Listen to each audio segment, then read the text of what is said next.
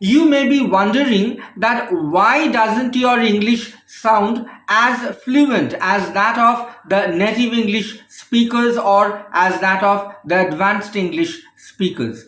Because you are using the same phrases, you are using the same words or dictions, you are not making any grammatical errors, yet your English doesn't sound as fluent as that of the native English speakers or as that of the advanced English speakers. So those who are thinking about this, today's lesson is for them. Hey, I'm Kaushik and you are watching Kaushik's Everyday English.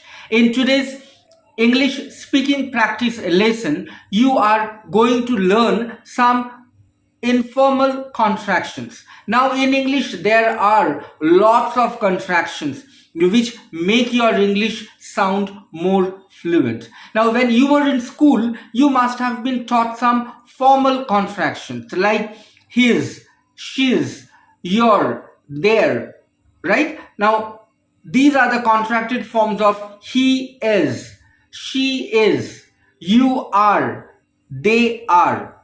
So these are the formal contractions that have been taught by your school. But what your school doesn't or didn't rather teach you, right, are the informal contractions. There is a lot of informal contractions which you can use in your daily conversation to make your English sound as fluent as that of the native English speakers. So I welcome you with a big heart, and what are we waiting for? Let's get started. The first word in today's list is gonna. Now what does gonna mean? Gonna means I am going to. Now let's use it in a sentence, then you will be able to understand how you can use this contracted form.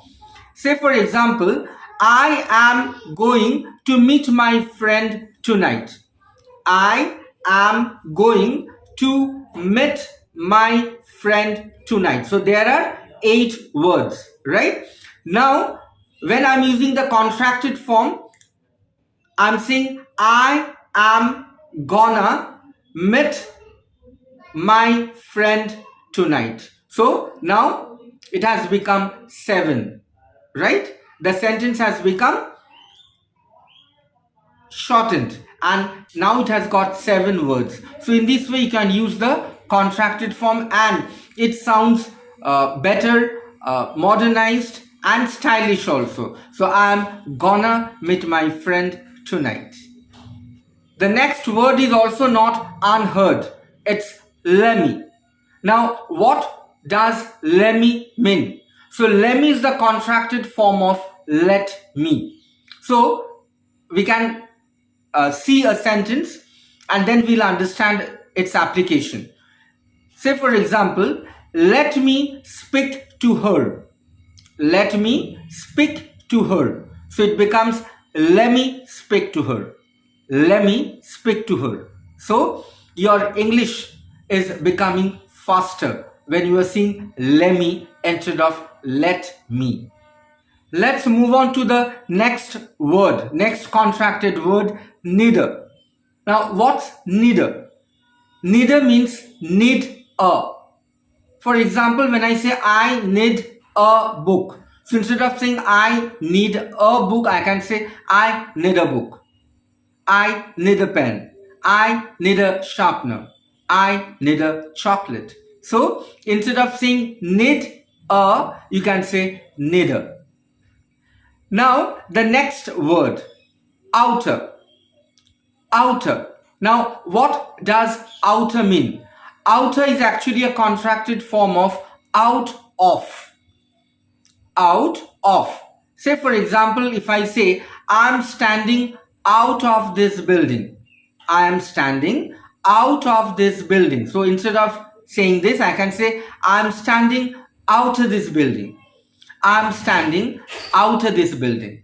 Or say for example, you want to get out of a conversation because you are not liking the conversation and you are getting frustrated. So instead of saying that I want to get out of this conversation, you can say I want to get out of this conversation. I want to get out of this conversation. So in this way, you can make your English fast. The next contracted form in today's list is Donna. Donna. Now, what does Donna mean? So, Donna is a contracted form of I don't know. I mean, don't know actually. Donna means don't know. Say, for example, if I say I don't know him. So, instead of saying I don't know him, you can say I Donna him. I Donna him. Right? Or for example, if you say I don't know what she means. So here you can say I Donna what she means. I Donna what she means. Let's move on to the next contracted form in today's list. It is tell him. Tell him. Now what does tell him stand for? Tell him stands for, or tell him is the contracted form of tell them. For example, tell them to lock the door. So instead of saying tell them to lock the door, we can say tell him to lock the door. So see how the English sounds faster than the previous one, right? So tell him to lock the door or tell him to come inside.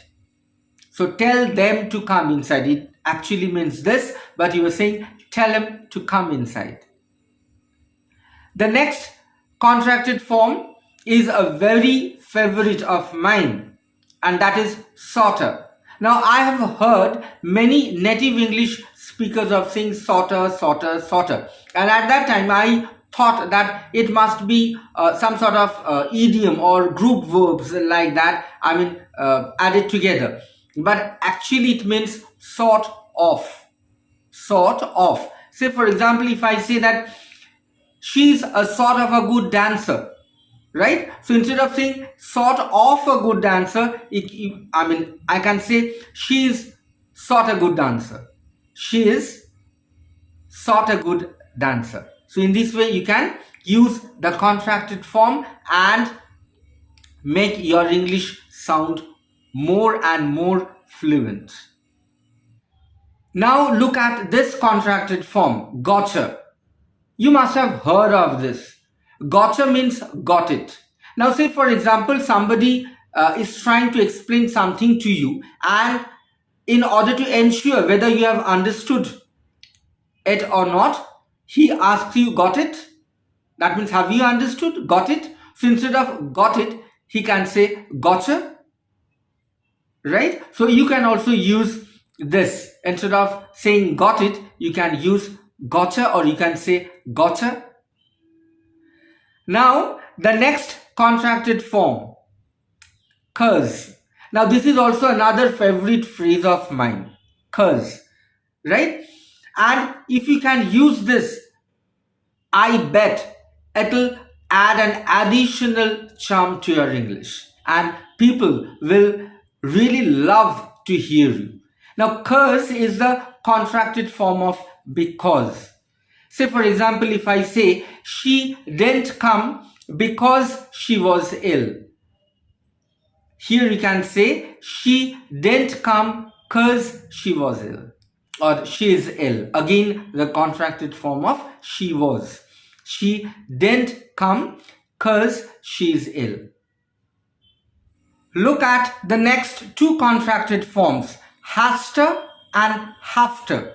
Now, they sound very rhythmical, isn't it? Haster, hafter.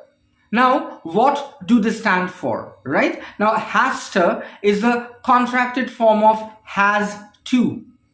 Has to. Say, for example, if I say she has to attend the party. So instead of saying has to attend the party, I can say she has to attend the party. She has to attend the party. And the next word, hafter. Hafter is the contracted form of have to.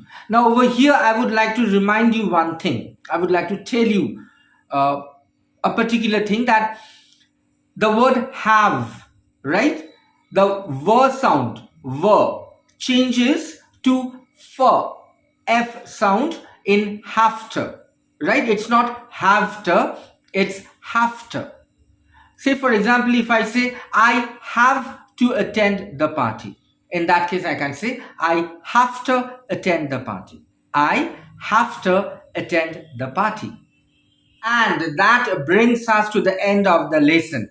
And I'm 100% sure that you have enjoyed today's session, because today you have learned how to speak as fluently as a native English speaker, isn't it? Because if you start using these contracted forms in your daily conversation, in your spoken English, definitely your English will sound more and more fluent.